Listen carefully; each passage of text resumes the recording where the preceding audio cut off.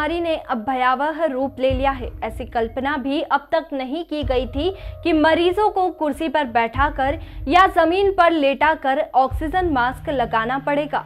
मजबूरी का ये मंजर माधवनगर अस्पताल में दिखाई दिया।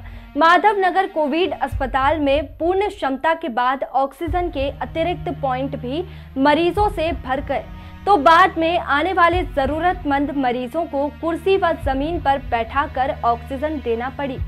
उज्जैन शहर में करीब 16 कोविड अस्पताल बनाए गए हैं, जिसमें प्राइवेट अस्पताल भी शामिल है।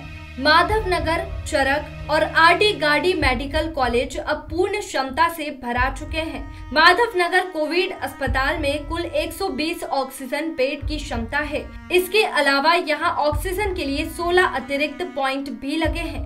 ऑक्सीजन के जरूरतमंद मरीजों की संख्या लगातार बढ़ने के कारण कई दिनों से अस्पताल में पूर्ण क्षमता से अधिक मरीज भर्ती है। स्थिति ये है कि ऑक्सीजन के जो अतिरिक्त पॉइंट है वह भी भराने लगे हैं। अतिरिक्त पॉइंट भी इंगेज होने के बावजूद मंगलवार को अस्पताल में ऐसे मरीज पहुंचे जिन्हें जांच के बाद ऑक्सीजन देने की आवश्यकता थी। ऐसे में अस्पताल प्रबंधन ने ऐसे मरीजों को अन्य अस्पतालों की तरह निराश लौटने की जगह कुर्सी और जमीन पर बैठाकर तत्काल ऑक्सीजन उपलब्ध कराया।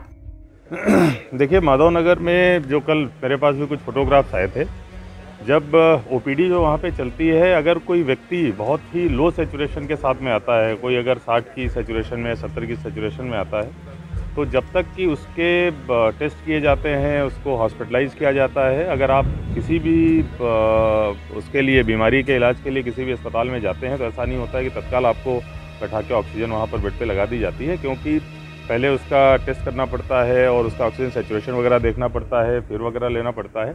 जब तक हम लोग ये देखते हैं कि अगर उसको सैचुरेशन काफ़ी कम है तो वहीं पर हम लोगों ने ओपीडी के पास में ही ऑक्सीजन लगाने की व्यवस्था कर रखी है। उसको तत्काल हम लोग ऑक्सीजन दे देते हैं, जिससे कि उसकी स्थिति जो है वो डिटेरियोरेट ना हो। और फिर जैसे ही बेड की अवेलेबिलिटी होती है, बेड्स में भी ऑक्सीजन जो व्यक्ति की स्थिति है उसको देखते हुए हमें ये भी डिसाइड करना पड़ता है कि इस व्यक्ति को माधवनगर भेजना है या चरक भेजना है या आरडी गार्डी भेजना है या अमलताज भेजना है, उसको आईसीयू की आवश्यकता है कि केवल एसडीयू से काम चल जाएगा या नॉर्मल ऑक्सीजन बेड से काम चल जाएगा। जब तक ये सारे डिसीजन होते हैं तब तक उसको ऑक्सीजन वहीं पर लगा दी जाती है, उसके बाद पेशेंट को शिफ्ट कर दिया जाता है। तो ऐसी चीज़ नहीं है कि वहाँ पर कोई जो ये चीज़ है, जब भी कोई व्यक्ति आता है सैचुरेशन कम होता है तो तत्काल उसको ऑक्सीजन की व्यवस्था कर दी जाती है। इसी के लिए वो व्यवस्था करके रखी गई है। बेड्स की उपलब्धता की समस्या नहीं है। ये ज़रूर है कि जो लोग आ रहे हैं अगर 50, 60, 70 के सैचुरेशन के साथ में आएंगे तो निश्चित रूप से वहाँ पर तत्काल उनको ऑक्सीजन की ज़रूरत पड़ेगी। आप सभी लोगों से के माध्यम से मैं यही अपील करना चाहूँगा कि कृपया ऐसी स्थिति ना आने दें। जैसे ही अगर कोई पहला सिम्टम आता है, चाहे बुखार का है, चाहे जुकाम का है, सर दर्द का है, बॉडी एक का है, तत्काल टेस्ट कराएं। अभी जो सारे ऐसे पेशेंट्स आ रहे हैं, देखने में यही आ रहा है कि व्यक्ति को बुखार आता है, 4-5 दिन तक वो या तो घर पर ही दवा कराता रहता है या आसपास के क्लिनिक जो छोटे मोटे होते हैं उनसे वो दवा लेता रहता है। खबरों के हर पहलू पर है हमारी नजर। सलीके से दिखाते हैं हम सच्ची खबर। एक ही ऐप पर आपको मिलेगी देश दुनिया की हर खबर। हमारी सोशल वॉल के जरिए हो दुनिया से कनेक्ट। मोबाइल पर एक टैप कर फ्री में पढ़ें हमारा ई-पेपर। एक टैप पर देखें इंटरेस्टिंग शॉर्ट वीडियो।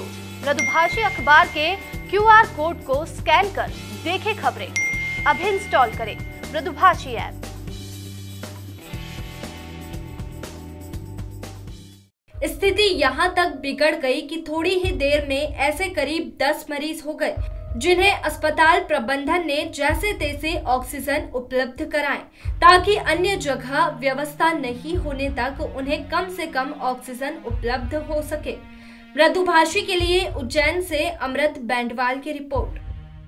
मृदुभाषी से जुड़ने के लिए वीडियो को लाइक, शेयर और सब्सक्राइब करें। खबरों के नोटिफिकेशन के लिए बेल आइकन दबाना ना भूलें।